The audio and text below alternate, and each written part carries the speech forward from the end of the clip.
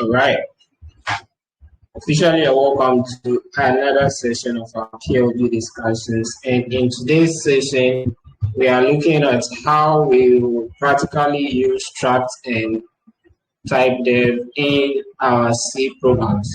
And so, yesterday's session, which is available on YouTube now, we discussed what they are and practically got the knowledge about their uses. But today, our focus is on, why is this going on right? Our focus is on how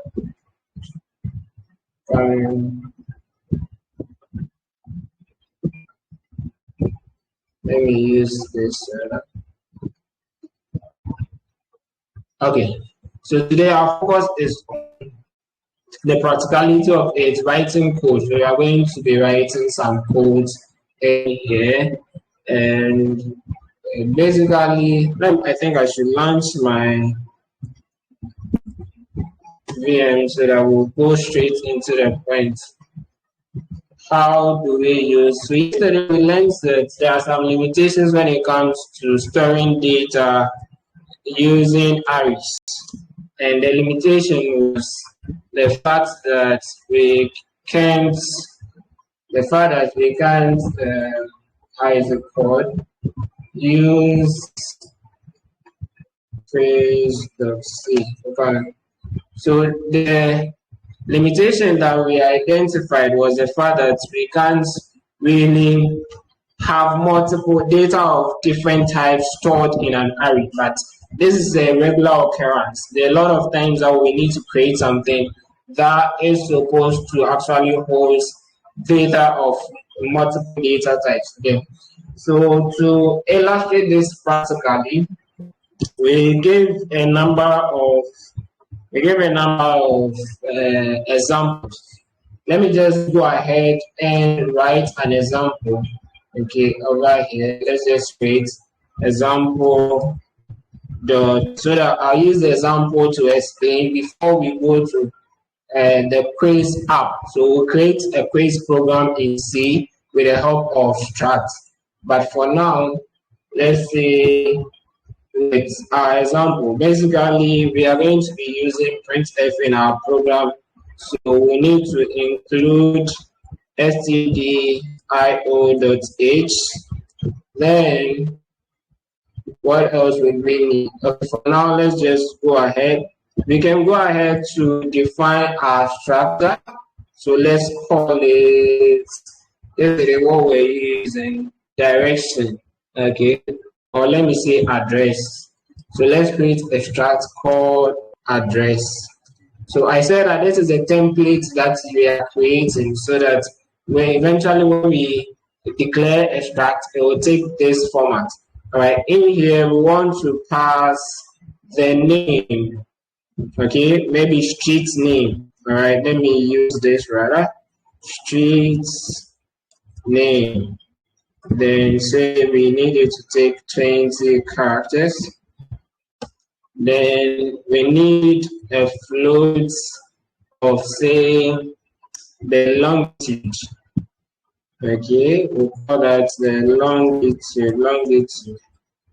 Then we need another float of latitude. Okay, so this is a practical case where we need to store the address of, let's say, an individual. Okay, so in that case, let me just add one more character array, say first name. Okay, so we want a person's first name.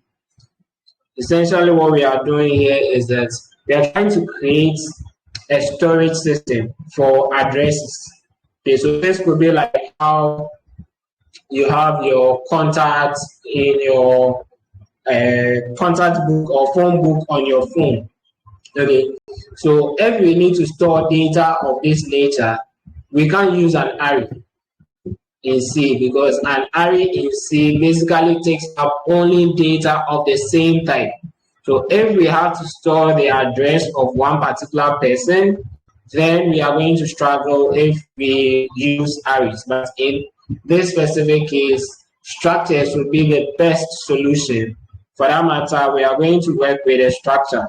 And as I said earlier, this is like the templates that we are going to create. So with structures, you can find the templates before the main function or after the main, inside the main function, I mean. Okay, so let's go with this. Sorry. Then in here, what we are going to do. So this is technically this. Well, my two screens are confusing me. Let me give it some comments and say this is defining the templates of address structs. Okay. After we define the templates, in order to use it, we need to declare. So we'll have to come here to declare the. Please hold on. Let me get my keyboard in. I think it's worrying me because I'm using two screens. Hold on.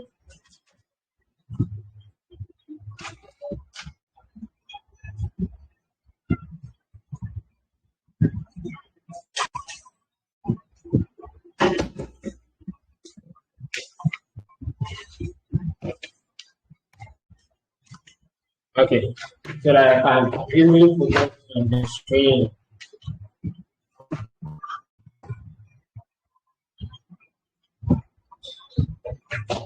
All right, now let's continue. So the first thing that we need to do in here is for us to declare. So let me write a comment declaring a structure. Okay, or a struct. And the example, we are taking addresses of people. Okay, so for instance, gift is here. Let's get gift address. Maybe I should change this to contact so that it becomes easier. Let's say this is integer contact. Or let's maintain that. I don't want to cause any trouble, right? So declaring a struct, let's go ahead to declare that. To declare that, I've already mentioned from yesterday's discussion that by doing this, you have created a new data type. So you would always have to use it. That is the data type that you are creating. So we are going to declaring a struct here means that we are creating a variable to contain the values that will pass to that struct. So struct address, then we'll give it a name. So maybe this is gift address. Okay, so we can say, sorry, gift address. That's the very first one. Then maybe we want to also store another person's address. Who is the next person? Simboto. Okay, so let's create an address for Simboto. I hope I get it right. Simboto. Okay, address. Right. So once we have done this, we have declared these addresses. And what we have done here, this is what we call the variable, the structure variable. And this structure variable is like a structure. It's representing a structure or a container that contains a structure. And the structure that it contains has this format. It means that all of these member variables in here, we can easily access it with this. So let's go on and assign values to this structure that we have created. To assign values, so let me write comments assigning values to a struct. Okay, here we can go ahead and say we know this is struct of this nature. So we can go ahead and assign values to it. Let's say, sorry, the name was gift address. But from yesterday, we learned that we can use the member of operator or member operator, which is the dot operator. Okay, so we can use dot to access any of the member variables.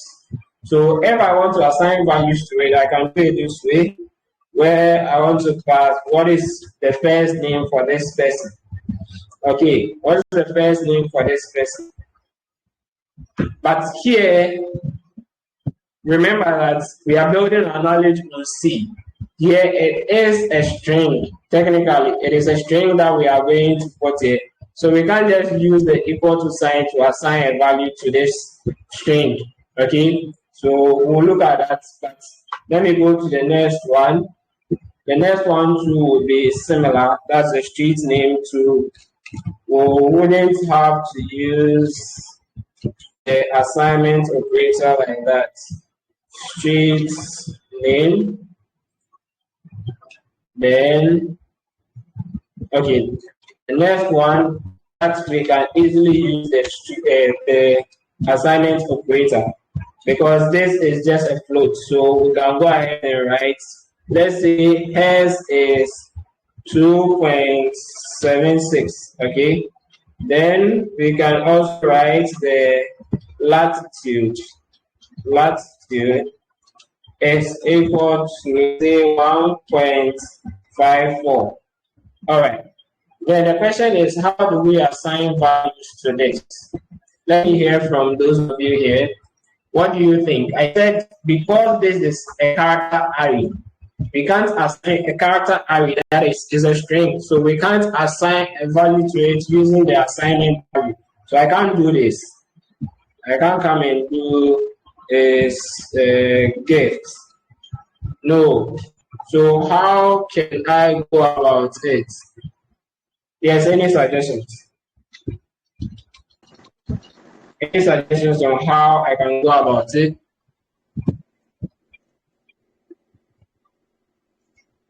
Yes. I think maybe we can use a loop, maybe. We can use what? A loop. A loop. Oh, you can use a loop. A loop. Doesn't mean you are going to pass a character by character. There should be a simple way to just, I want to assign the name gift to it. There should be a simple way that I can just assign it to it. Or in essence, put this value inside this. Use maybe use a node pointer then. Pointer.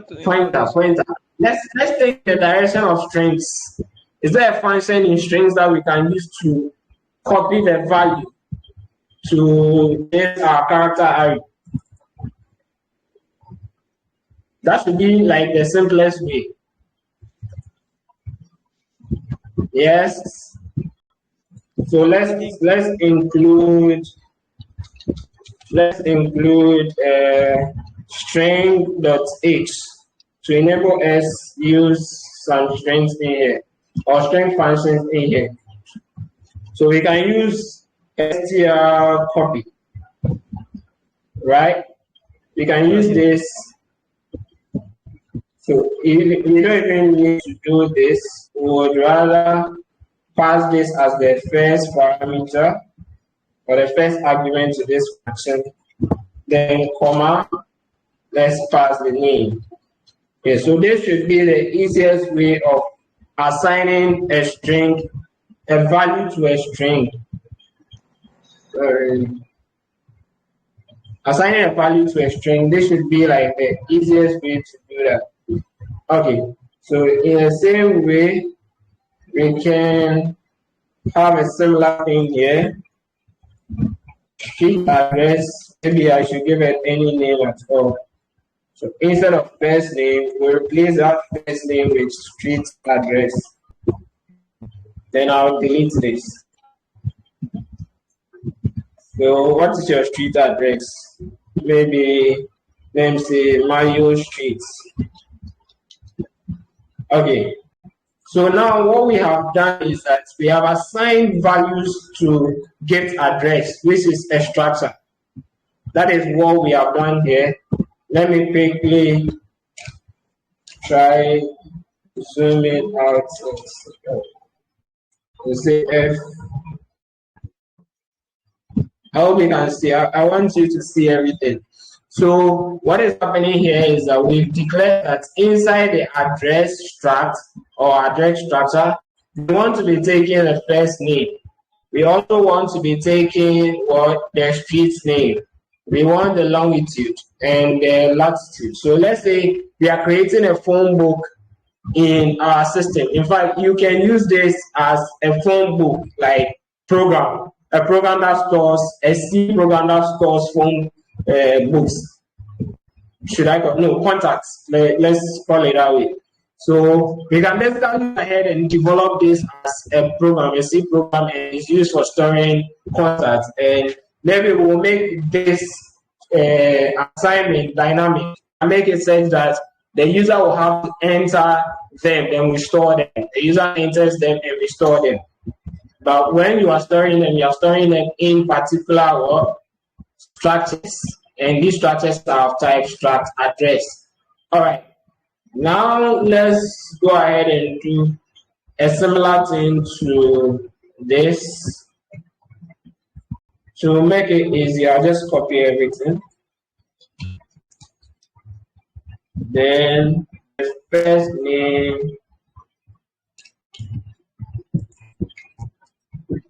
Okay. Then streets, let's say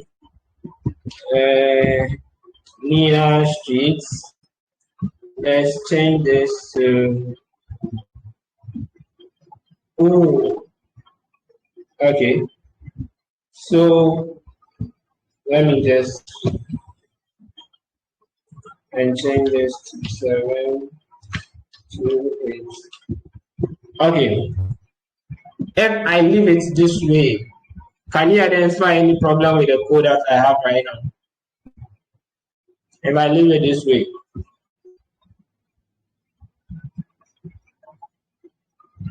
Yes. I'm trying to assign values to this and that. Can you identify any problem with the code that I have right now? Will it work the way I want it to work? Pass address to this struct and this struct.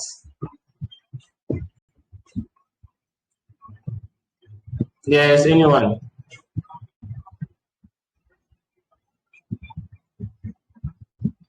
Talk to me, talk to me. Do you think there's going to be a problem here? Are you seeing this? Hello, Doctor. Please, can you zoom in your screen? I'm using a mobile phone, so it's kind of small on my screen. Can I zoom? Okay. Yes, please zoom in. Okay. So there's the assignment. And even though we declared two different structs here, but in the assignment, if you realize I'm using only this, is there a problem with that? Or will it work just as I want it to work? Hello, Doc, there's a problem. So what's the problem? How do we solve it?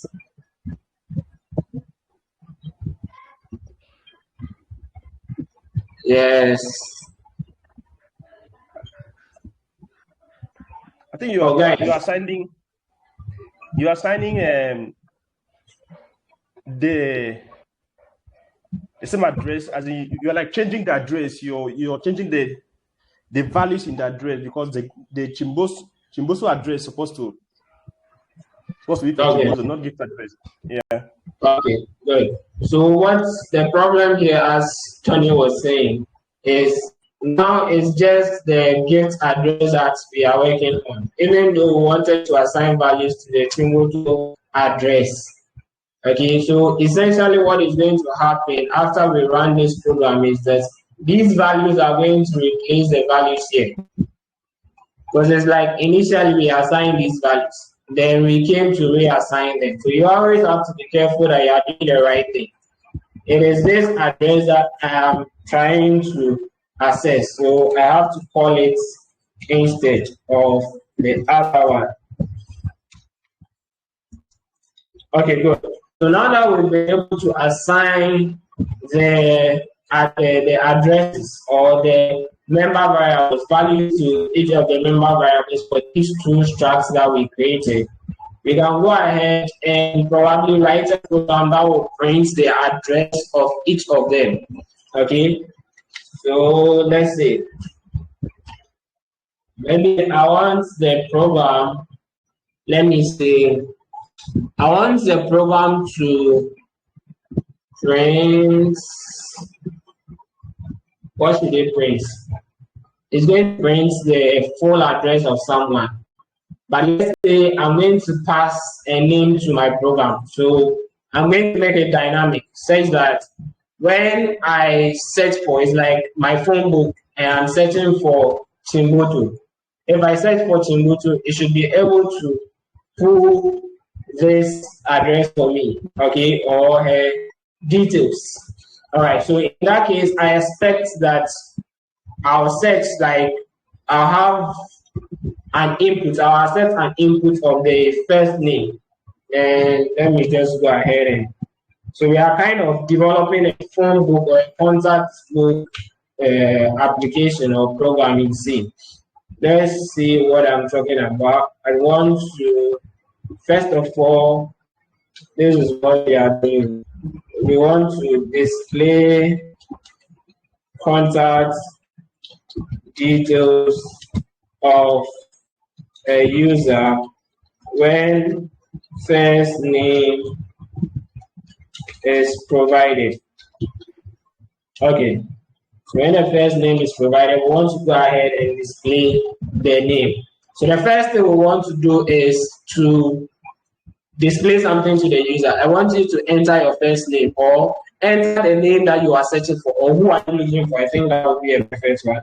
Say it's my phone book. So anytime I want to use it, the first question the phone book asks me is, who are you looking for? Okay, who are you looking for? Then I'll have to go ahead and type the name of the person that I'm looking for. I have to go ahead and type the name of the person I'm looking for. So let's create a character variable. Sorry, a character array or array of characters, and say, let me just call it name. That is the name that the person is searching for, and maximum 20 characters.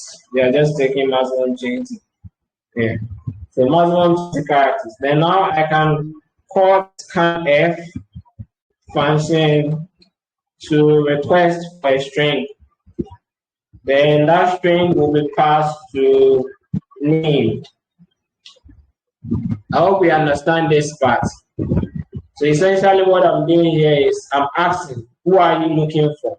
This is our contact book. So I'm asking, who are you looking for? Then the person is supposed to provide a name. So they will give me the name. After I receive this name, I want to go into my structs, the data that I've saved, and check for the, how do you call it? I think, okay, so since we have only two data here, we are just going to look for the one that matches it. Then we give the details out, and if none matches it, then we say, sorry, we do not have this contact or the contact of this person. Okay, so that is the first thing that we want to do. The person has provided the first name, and we are supposed to check. So let's check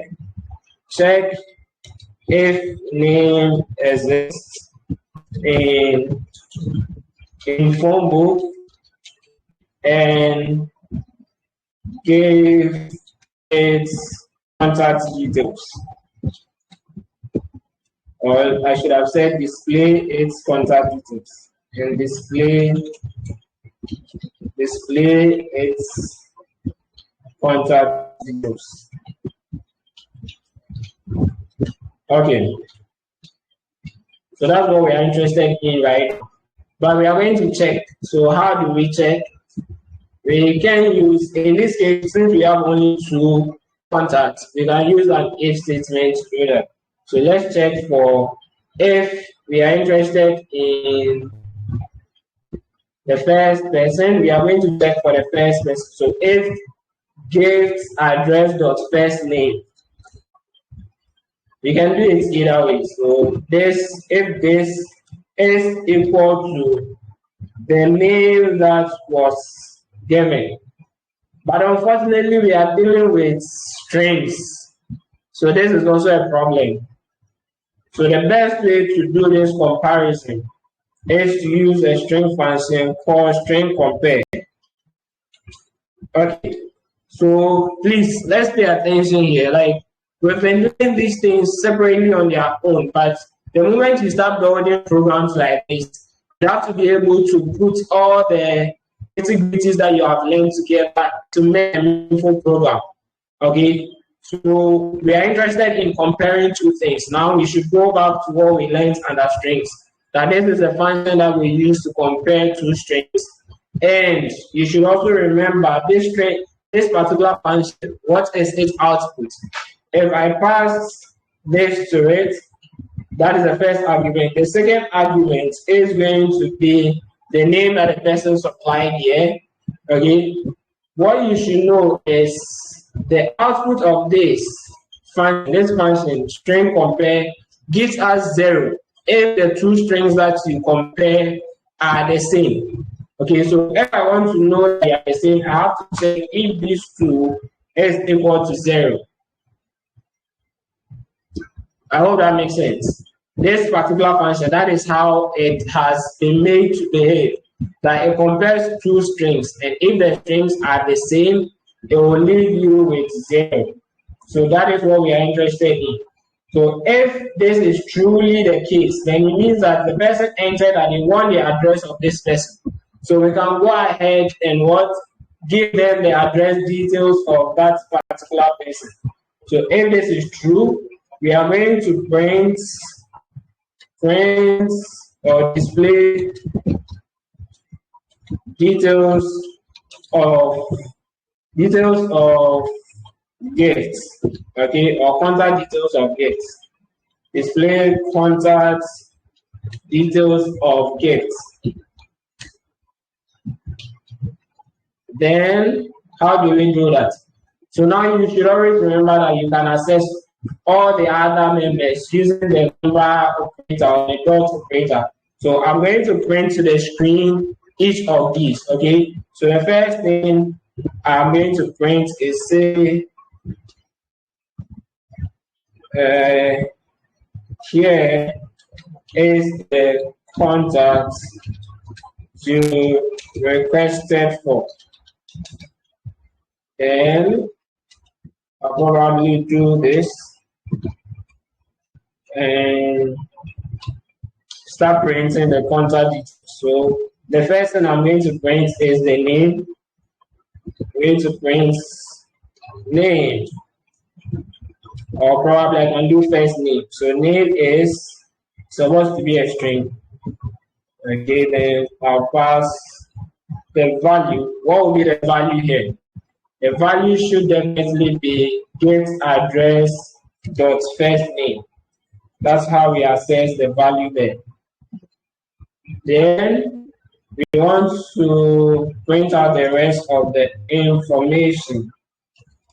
So the next thing was after, okay, street name. So now street name is street name. The next thing was longitude. So we can do this, but mind you, longitude is not a string. It's not a string, it was a float. So we have to do this, then pass longitude to this. Longitude. So we have to change this to longitude. Then we can copy this for the latitude.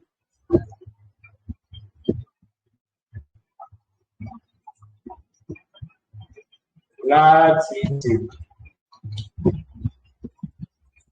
Okay, great. So This will help us print out the details of the person or the contact details of the person. What if this is not the case? Then we want to check another condition. Since we have only 2 contacts right now, we check if it is rather this one that you search for. If it is rather this that you search for, that is not this.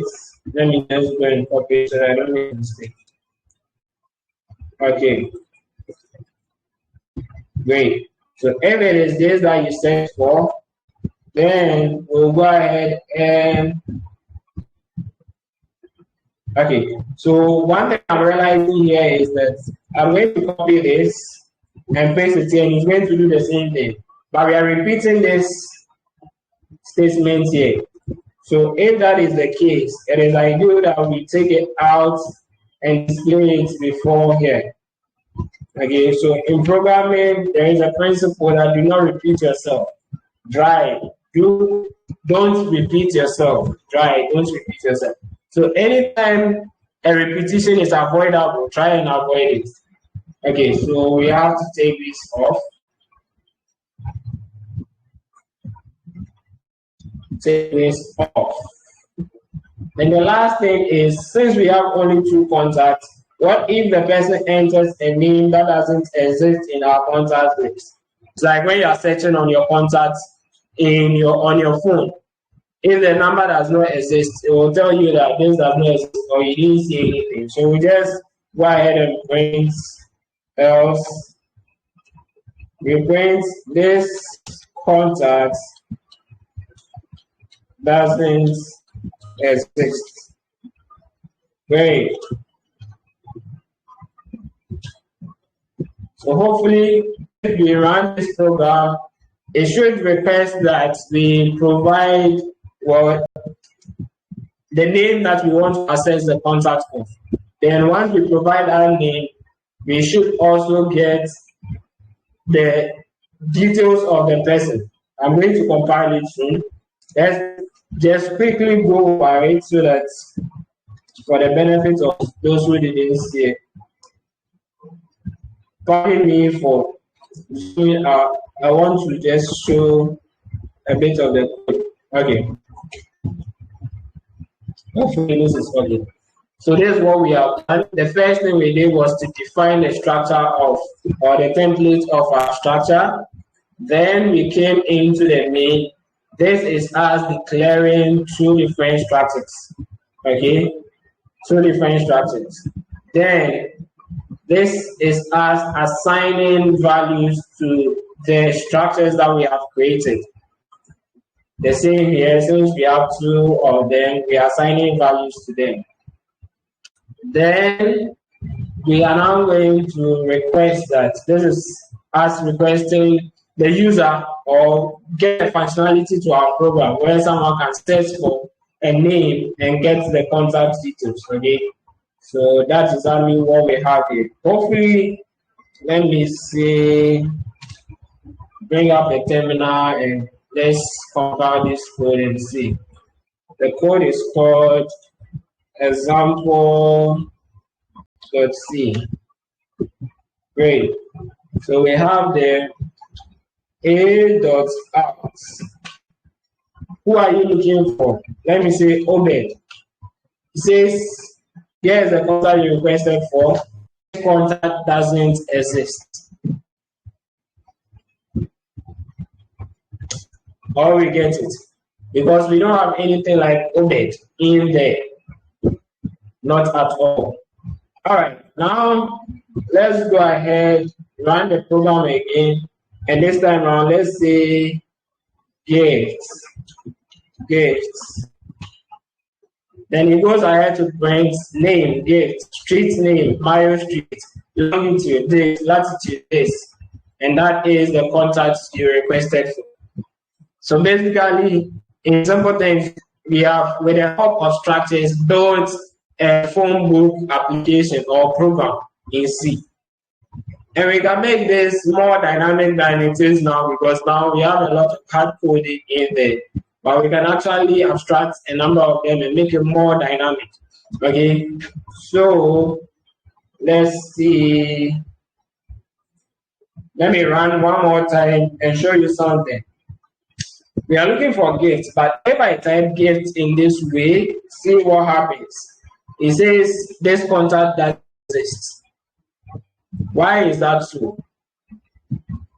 Why is it that when I enter gifts this way, it gives me the details, but when I enter gifts this way, it says, sorry, it says contact does not exist.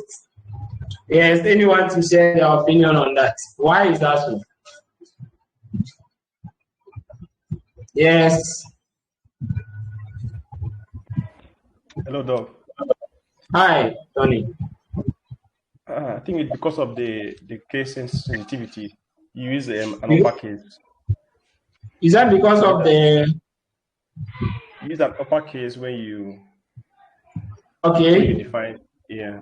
Okay. Yes. So where we are checking the condition that we are checking, we are only checking for an uppercase G in this case. Where is it? String compare. No, the assignments where we assign about this. So this assignment here, we assign it as capital G. So if you go and type small letter G, it doesn't know this. But if you are building a program of this nature, you have to consider all that somebody may end up typing it in small letters, another person may end up typing it in all caps. Okay, so in the comparison, let's say this part, you probably have to do that as well. When you use a function to probably convert this to all caps and convert this to all caps before you compare them. I hope that makes sense. So you can go ahead and use a function to convert this variable, like the value that it contains, to all caps. Compare this one to all caps, so that anything they enter, so far as it's gets in any form, is still going to give you that outcome. But that is just by the way. So our program is working fine. And now we have seen how we use the struct and how we assess the struct. The next thing that is important is if we decide to pass. No, I think I should first of all talk about arrays of struct. So one thing you realize that in this particular example, we have created 2 of these addresses. Okay, we have created 2 of these. Instead of making them as individual addresses, we have actually used an array. It's like this is like saying we had stated int x and int y, okay, int s and int y, and we are going to assign values to them, but we could have also used them as what, 2, like an array with those 2 members. So maybe I should try recreating this with the array. So let's say phonebook. C. Then, in order not to waste time, I'll copy some of the things from here. Okay. Yeah. Then, when we are about to declare the structs, this is what we are going to do. Instead of saying gift address, say address, or let me say contact. Let's call it contact. Okay, but this contact is going to be an array. And let's say it's going to be an array of 2 members. Since we are working with 2 items here. An array of 2 members. Okay. So this is actually similar to what we have done here. But just as we know about arrays, to use the array or to have access to the array, you need to use the index or indices of that array to be able to use it. Okay. So we are going to do the assignments just as we did here. Assignment just as we did here. This time around, you know, we didn't use gift address, we are using contact. So the very first contact that we want to save is going to be in this form. It is an array, so you should always remember that it's an array. And the very first element in that array is at index 0. So we are going to have contact index 0. The contact index 0 will pass the value to it. We can copy this and replace all of that. Great. Then the next person's details was this. So here, okay. So also instead of Simoto address, we would rather call contact, but this time we are not in the 0. We have now moved to what? Index 1. That is where we are now. So we'll go with index 1, and this can help us create a number of contacts. All right. What's next? To display them. Okay, so let's display them. Let me copy the rest. So it's essentially the same program, but I'm just using the concept of arrays of structs to access the values and to assign values. All right. So here, anywhere you see gift address, you now know that gift address is in index 0. So you just replace gift address with contact at index 0. Yeah.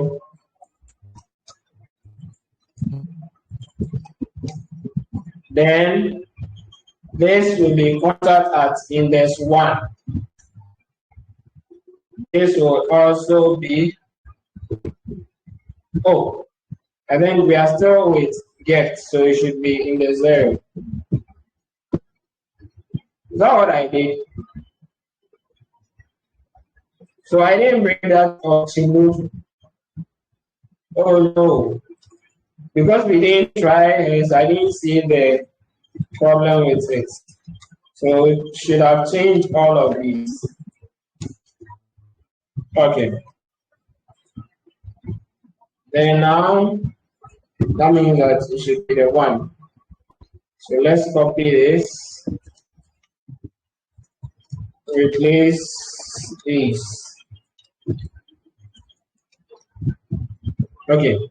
So hopefully, if we should go ahead and run this program should work effectively. But we've been able to use the arrays here. And the moment arrays have come in here right now, it means now we can actually run a loop for you to be entering the values. Okay, so the contact details of the users. Maybe after this we will try with the loop and see. Let me run this.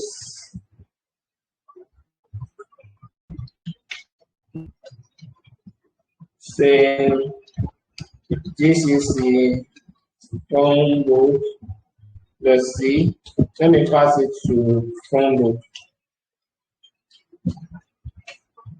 Okay, so to run this program, phonebook. Who are you looking for? I'm looking for Obed.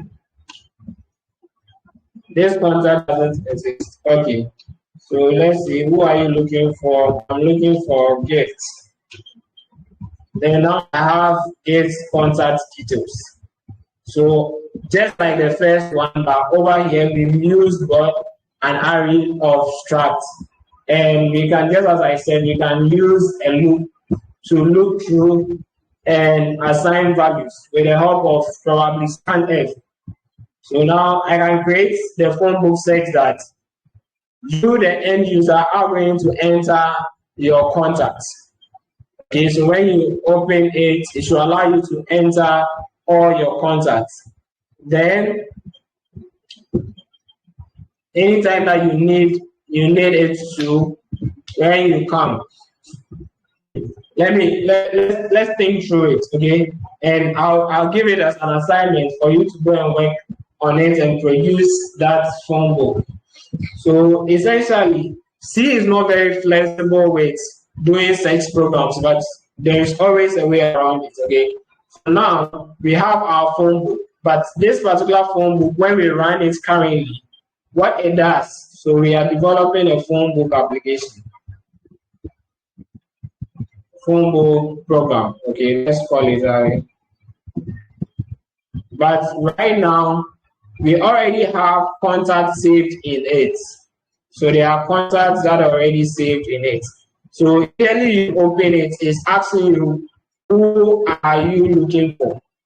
Who are you looking for? Okay. Then it will provide you the contact details of the person. We want to make this flexible in that I should decide when you open the program, the first thing that it should ask you is, what do you want to do? What do you want to do? Okay? What do you want to do? That should be the first question. Then you probably give options. Say 0 is for create new contacts. Create new contacts. Then 1 is for look for a contact. So this is how you are going to make your program dynamic. So if you ask this first person, the person chooses 0, then you go ahead and provide the option for them to enter the contact details. So based on what we have already, probably I'll share that as a basic structure. Then you will adapt that to produce this kind of program, the phone book program. Okay, so if the person says 0, give them the option to provide first name, the street name, the longitude and latitude. In fact, you can change it based on what you are interested in storing. So if it is email you want to take, you pass your email field and all the other fields that you want. Okay, do it that way. If a person chooses 1, then you give them the option to search for the name. So type the name that you are searching for. Then if the name exists, you provide them with the details. Okay. It's something that can be done, but it will take us a very long time right now. We have few minutes for today's session. So I'll give that as an assignment probably. Maybe I'll find a way to share this code with you so that you have access to this. Then you refactor it to play the role that we are playing now. One thing that I should be able to add is that means that this size of your array here should be considered, because if I'm going to store right now that you have only 2 here, it means the maximum number of contacts that this program can store is 2. So maybe you want to state that your program should be able to store a maximum number of contacts. Then you go ahead and do that. Otherwise, you can use dynamic memory allocation as well to allocate as much memory. Maybe before you ask the person, or maybe after you have asked them, what do you want to do? And they say, I want to create a contact. You want to ask them, how many contacts are you going to create? And they say, oh, I'm going to create 4 contacts. Then you use malloc to create enough space for those 4 contacts before you accept the contact. Okay, so that is something that you should consider doing. At least it will broaden your understanding of all of these things, especially how we combine each of them. Then after you've created a space for them, You should not be able to look through them so that the very first one that they enter goes to add on to the index that has no value. Or if it is starting from scratch, then index 0. Then the next one they add on will be index 1, index 2, index 3, up to the total that they are adding. And you can go ahead and display it. I think what will make this program more useful is when we start talking about files, okay? That's inputs and outputs of files. So that, unfortunately, with such a program that we are going to run, if we are using, let's say, the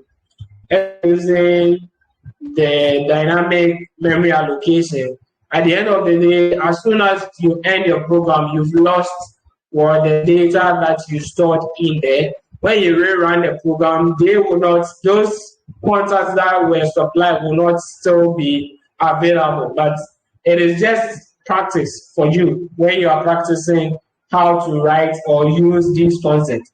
But if we start learning about files, inputs, and outputs, what you can do is that the data that the user is going to type for you, the contact details you are going to type, you are going to store in an external file.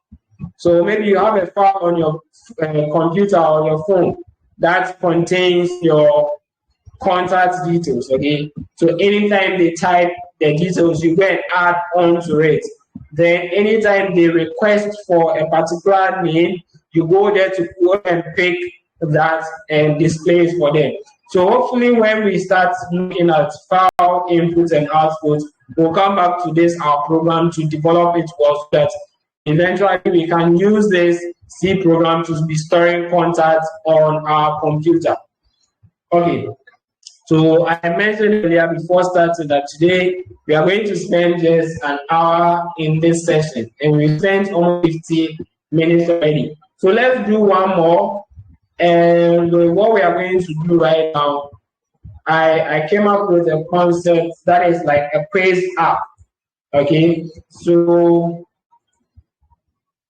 we are going to develop a quiz app, and basically this quiz app, for now, we are going to hard code the questions in there and the answers in there. So anybody who is coming to play this quiz or coming to play it as a game or coming to answer this is going to provide, let's say we are going to ask them a series of questions, say 5 questions.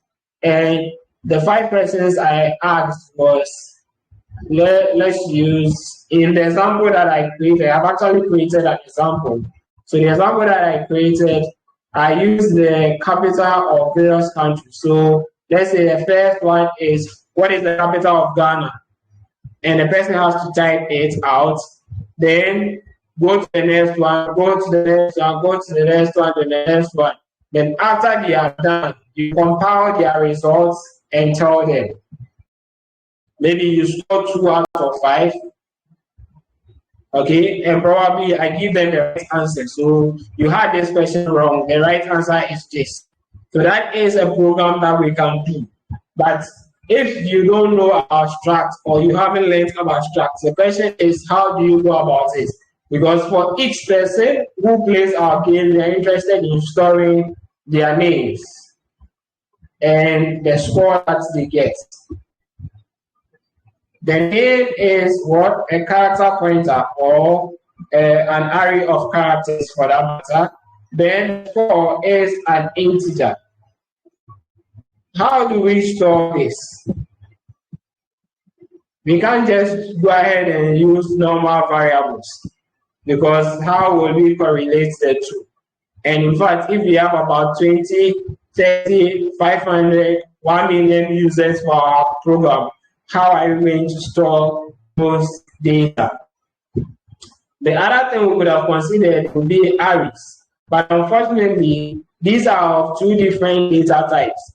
And we know that arrays only accept data type of the same, in fact, data of the same data type. So we can't use an array. Therefore, what we have to use in this case is what? A structure or a struct. Okay. So instead of going to reprogram it, let me just do this. maybe, I don't know, maybe I should quickly reprogram it, but I'll come and copy this so that we'll be fast and I'll explain what is happening. Okay. So create a new file, call it quiz.c. Oh, you already exist. Where are you? Okay, quiz.c. Then when we come here, let's see. I think I want to move. Where did I define a structure? Okay, the structure was defined here. So let me move it up here. I usually like it up here. Okay.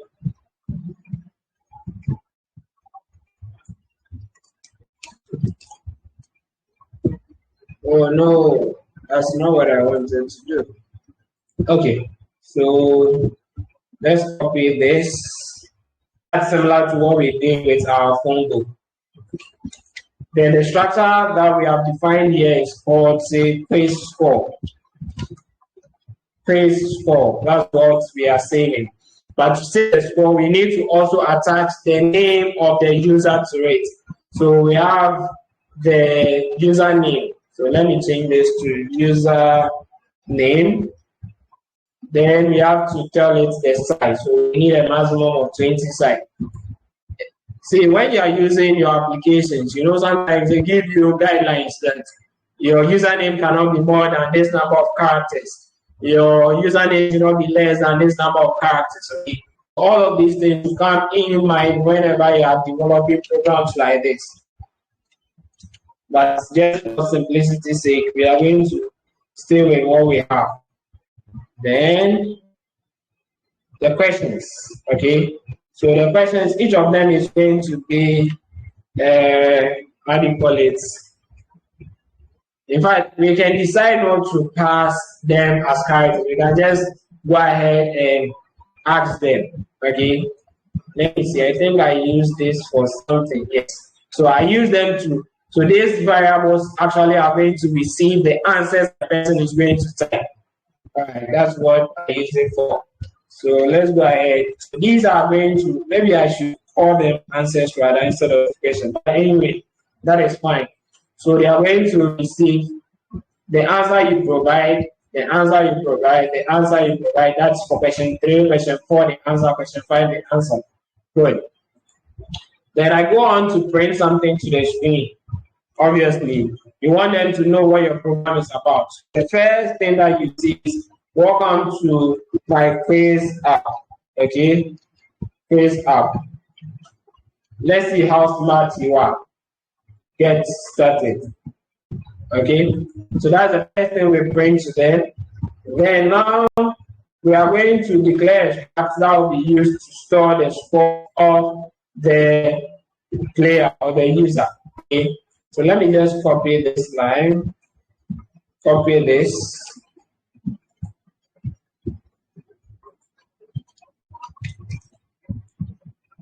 Structs, quiz score. Don't forget that we've changed the name of the struct. Quiz score, player 1. So player 1, we are interested in, this is like we have declared it already. So let me give a space here. That is the declaration aspect. We have declared one for player 1. And player 1 will go ahead and say, what's your name? So that's the first thing we want, because in our struct here, we want the username of player. Okay, so what's your, let's say, username? What's your username? Then don't forget we've changed this from player name to username. So this will be username. All right, we are going to accept the username of this person. Then we assign the score to 0. That's the initial one. Now you are just about to begin the quiz, so your score is 0. Let's go ahead. What is this? We can go ahead and start asking the questions. So these are the questions that we are going to ask the user. The questions are, the first question, what is the capital city of Ghana? The second one, what is the capital city of Nigeria? Note that I use printf to print out the person, then I use scanf to take the answer. And this Q1 we have already declared up here is a string, that is a character array. So whatever you type in there will be assigned to this. Okay, then we'll go ahead.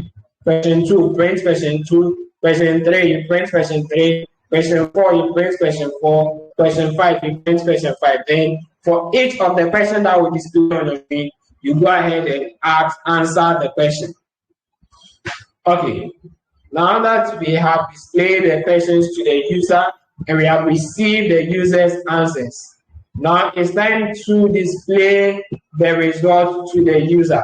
Okay, so that is what we are going to display. But to display the result, we're just going to print that, hey, here are your results, or this is the outcome. So I say, here is the outcome of your quiz. Then now, before I print it, I have to determine the actual score. What did they score? What did they score? And you remember that in the struct that we created, there is a place for score. And before we started the place, the score was given initialized to 0. So we have to calculate. Since they gave us answers here, what we can do is that we can go through these answers and check. Question 1, did you get it right? Question 2, did you get it right? 3, 4. So we'll check each of them. So we can use conditional statements here to check for each of these questions. Did the person get each of them right? And if they didn't get it right, we add on a score to this particular score. So if I say question 1 and you got question 1 right, your score will be updated to 1. If I check question 2 and you got it right, your score will be updated to 2. In fact, we could have even done it right after here. Right after answering your question, we check if your answer is right, then we update your score. Okay, that could have been done. Anyway, this is how I presented it. So to be able to check for each of them, it's quite a lot, but let me try my best to explain them one after the other. So take the first if statement here. The first if statement here, we are checking question 1. So don't forget the string compare. That's what we did in our phonebook example. We use string compare to compare two strings. And here we are comparing the answer to question 1. What is the capital city of Ghana? The answer here that you entered is stored in the variable Q1. So I want to compare whatever is stored in Q1. Is it the same as Accra? Okay, that is the comparison I'm doing. And I said that this string compare function returns 0 if the two strings that are passed to it are the same. So we are checking that this that you supplied, your answer you supplied, is the same as Accra. But just as I mentioned earlier, somebody may end up not typing Accra with a capital A. So I'd also want to check if Accra was spelled in all lowercase or if Accra was spelled in all upper cases. The easiest way to do this is actually to use a function that will convert all lower cases to upper cases, or convert everything that a person types into uppercase or everything a person types into lowercase, so that you don't have to use this logical operators here. Okay, so I could have converted that here.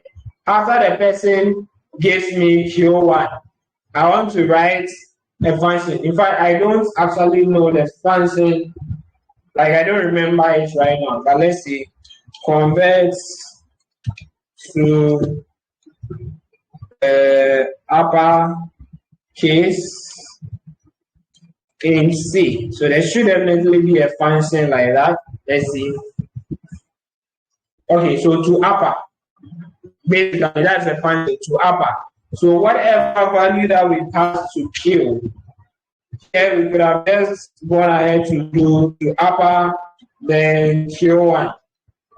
Once we have converted this to upper Q1, when we come here, we can delete all these parts. And we just do this.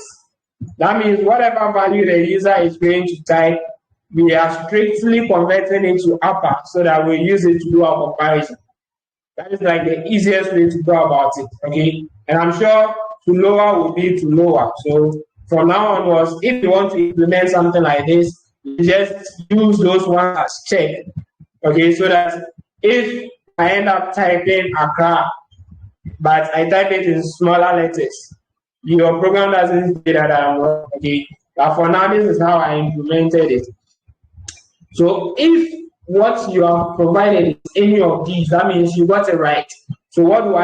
I add 1 to the value that is stored in score. So essentially, this is me saying that player1.score is equal to this. That is what I have done, but it's easier this way or simpler that way, so I do it this way. But if none of these is right, that means you got it wrong. So I go ahead and say you got question 1 wrong. The right answer is, then I provide you with the right answer. But see what is happening. I actually let you finish the page. So this was the first part. So you finish the page before I even come to display the answers to you. Okay, so now that I've explained this, let me just go ahead and copy the rest of the code for the rest of the questions. Where are you going to? Okay, so let's go ahead and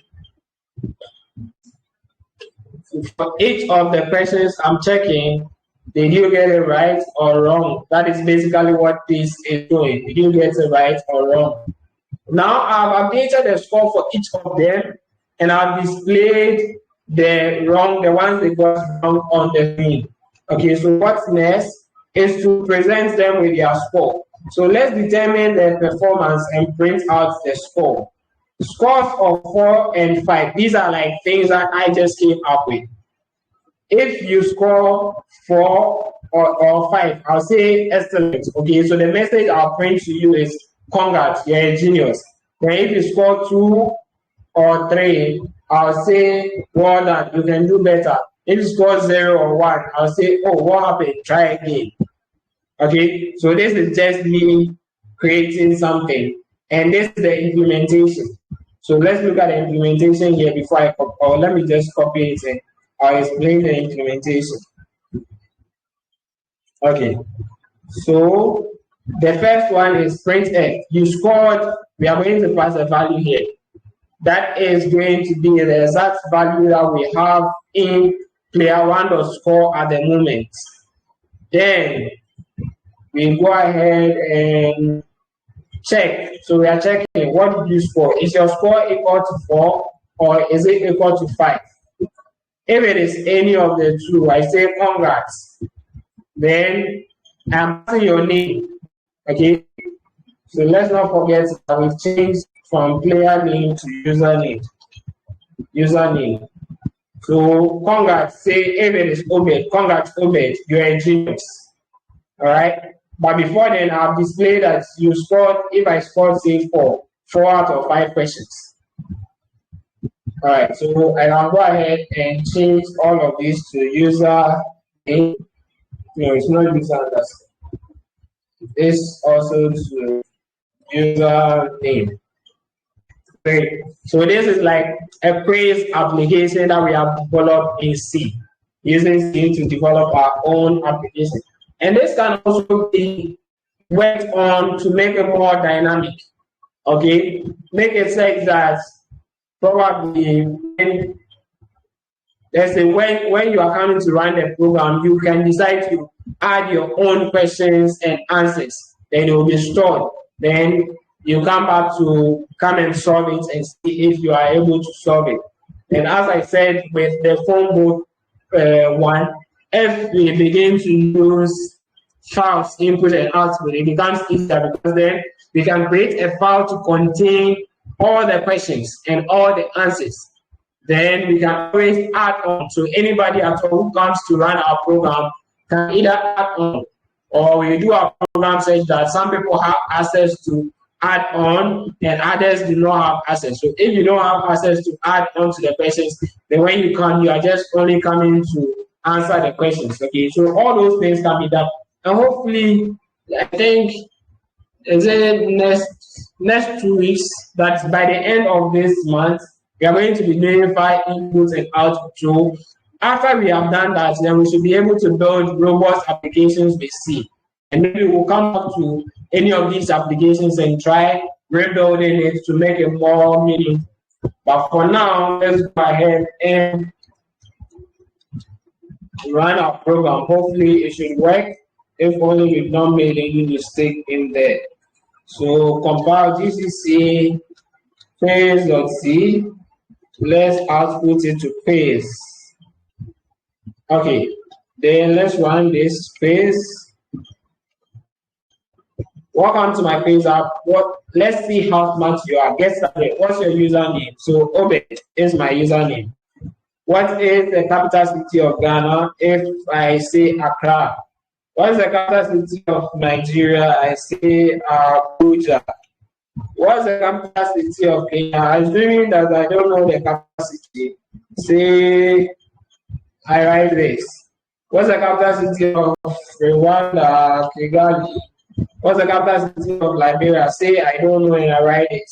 Then now I'm about to finish. So you got, here is the outcome of your quiz. You got question 3 wrong.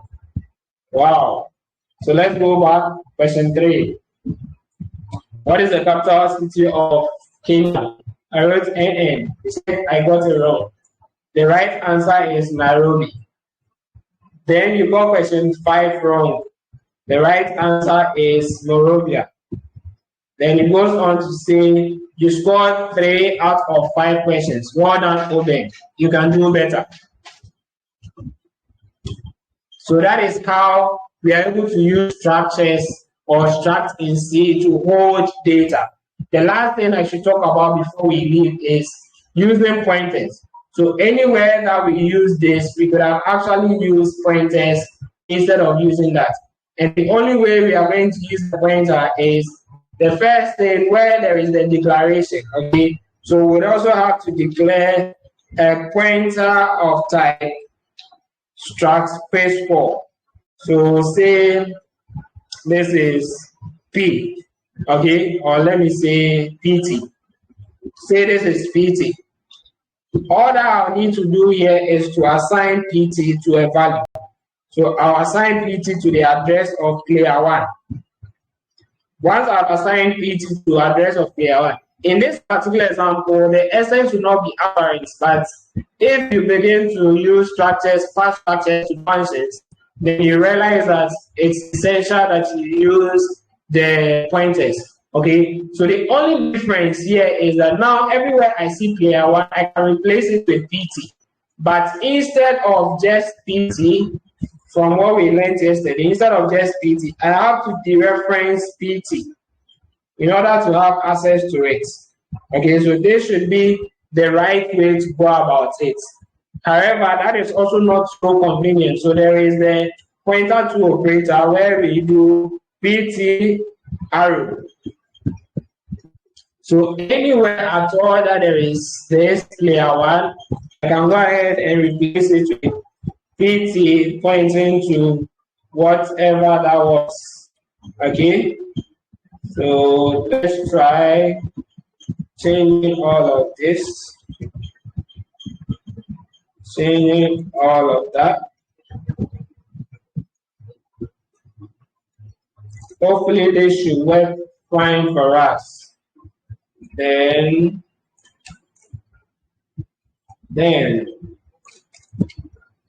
great.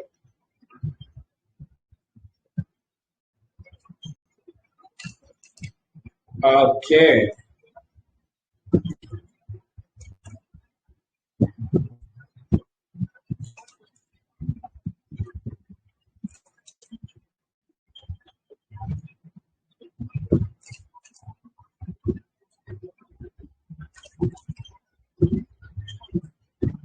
So that is how you use the pointers. Okay, so let's try the program again. We have to recompile it. So let me clear the GCC phase dot c, pass it to quiz. Then let's run quiz. What is my quiz? Let's see. My name is Obed.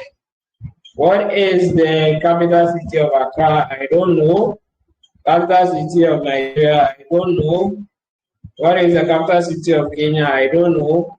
Capital city of Rwanda? I don't know. Capital city of Liberia? I don't know. Here is the outcome of your quiz. You got question 1 wrong, the right answer is Accra. You got question 2 wrong, the right answer is Abuja. You got question 3 wrong, the right answer is Nairobi.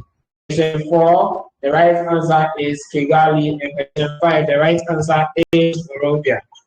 You scored 0 out of 5 questions. Oh, okay. What happened? Again. So you see that the pointer was able to help us achieve the same outcome. I think there is one more concept we talked about yesterday that I have to add here. That is the typedef. So instead of calling structs quiz score here in order to declare them, which is not so convenient, I can create a typedef.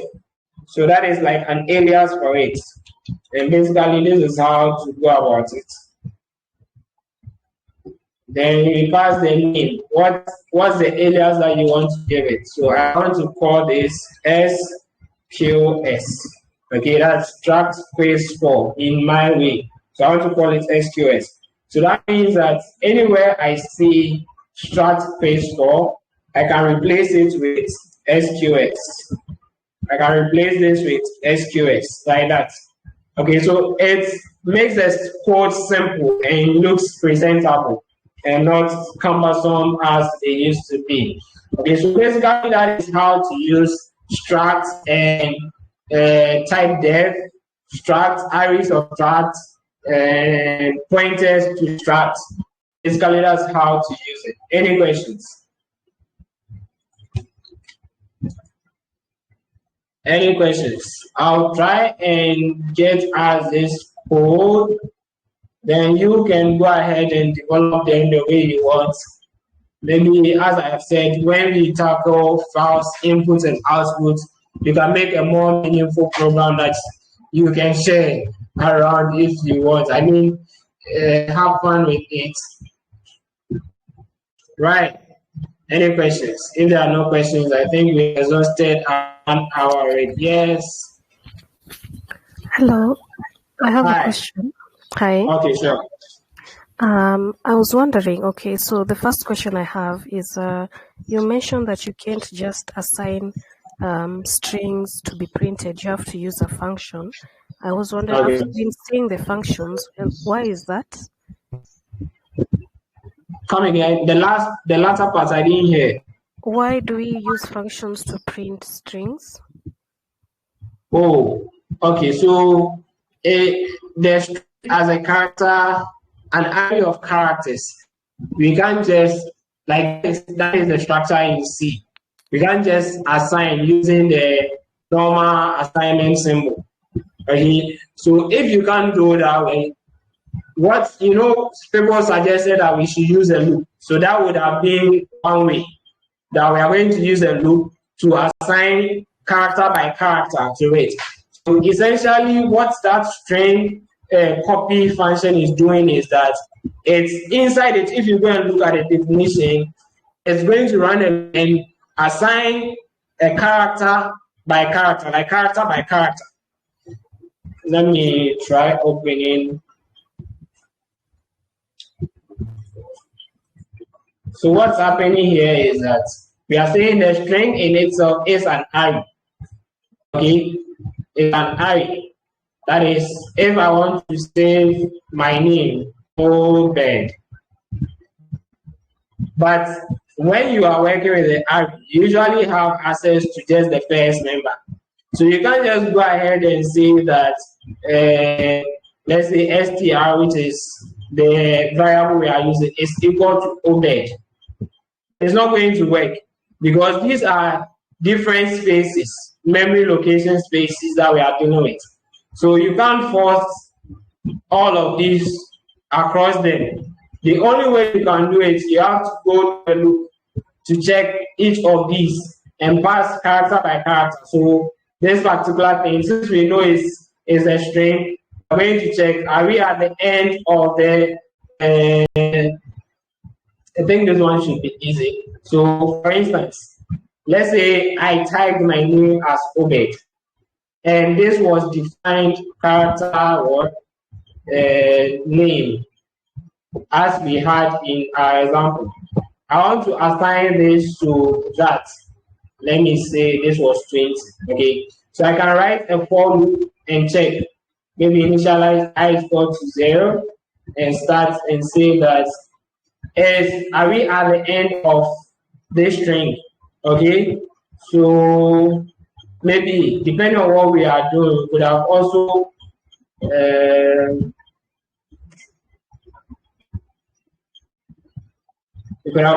assigned, because in that code we had this to be a variable, so that we could have checked if that variable or the specific value at that variable is, let's say, so the character. Let me just use C to represent, because we are going to be checking each of them, okay, and we are going to be looping through each of them. So we want to be interested in whether the specific character we are working with right now is end of character, end of thing, okay. So we do something like this, then we increment I.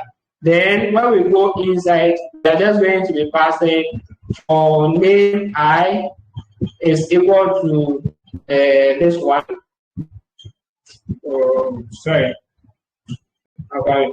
So then let's say name 0 is equal to the character of say this string I in that order. So by the time we have finished looping through this, we would have assigned the values to it.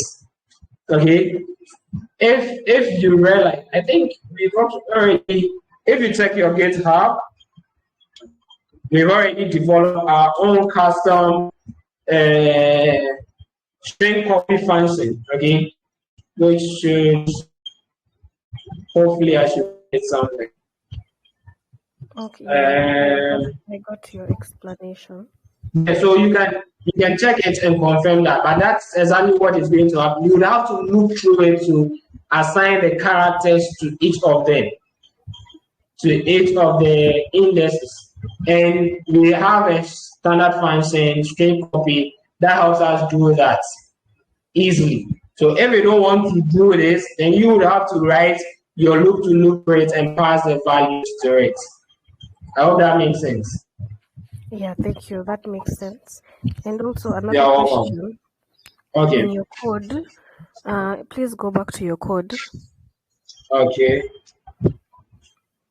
Down there, you scroll down. You are adding. Go down. Yeah, the score, the end part, PT. Yeah, +1. Why is that? Yes. So it's also another acceptable format in C. Not only in C, in almost every programming language is acceptable. If I have, let me know you want. So to make it easy, if I have say x is equal to x +1, something like this. This means that originally x had a value. Say x was originally 0, okay? And now I've come and I said x is equal to x +1. This means that this here will be replaced with 0. Then we'll now have our x to be 1. But it is acceptable for us to write it this way. Instead of repeating ourselves by writing x test, it's acceptable for us to just bring this in front here. And the programming languages, like your compiler understands that essentially what this means is that you are adding x to 1 and reassigning it to x. So that is a convention that is acceptable across various programming languages. So we can easily do that. If you don't know about it, that is when you go ahead and be writing it. You see how this would have been long, because I would have to repeat it here. And I feel that that is long. And usually when you have long quotes, the tendency to make mistake is high. So if there are ways that you can abstract some of it, you just stick with that. So that is a convention that can be used. Okay, thank you for that. So my question is, okay, so you've asked if the user typed in Accra, and all that, and then you've done the PT score. What is the function of you putting it there? What is it doing? Which one? There? This one? Yes, what is it doing? Okay. So what it is doing here is initially I set the score to be 0 before the person started the game. I set it to be 0. And what I'm doing here, this particular line is I am checking, did you get it right? Because if this condition is satisfied, the condition here, if it is satisfied, it means the person got it right. So if the person got it right, then I'm adding 1 to the score.